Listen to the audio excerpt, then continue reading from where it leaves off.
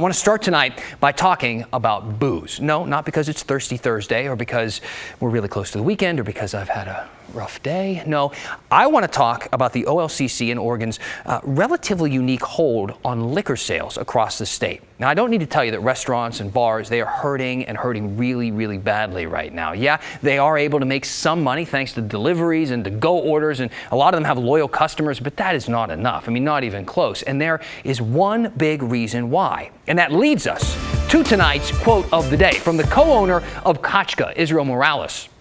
He told the Oregonian about the shirts that they have that say vodka pays the bills. Listen, on a good day, restaurants operate under pretty thin profit margins, but cocktails are the moneymaker. If you've ever paid $12 for a drink, you know what I'm talking about.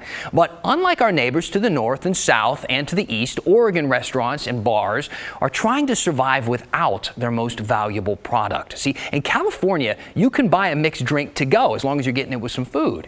Some businesses in Idaho are selling pre-made to-go cocktails. And while Washington, they don't sell pre-made drinks to go, restaurants can sell you liquor to go as long as it's still in the factory sealed container, but not Oregon though, because Oregon state law lays out very clearly what is allowed, or rather what isn't. The OLCC's rule book for businesses says Oregon law allows the sale, service, and or drinking of alcoholic beverages on the licensed premises from 7 a.m. to 2:30 a.m. on the succeeding day. And it's that last part, on premises part, that's really the rub for these companies. And there are a couple of exceptions. All right, the OLCC recently let distilleries start selling their spirits online and over the phone. And just last week, restaurants and bars could suspend their liquor liability insurance and hold off on paying to renew their annual license, which totally makes sense. Why pay for a license you literally cannot use right now? But until restaurants and bars can sell liquor again, they're going to keep hurting and hurting badly. The OLCC spokesperson we talked to the Oregonian told them that they think the law could be changed by a special session. That is,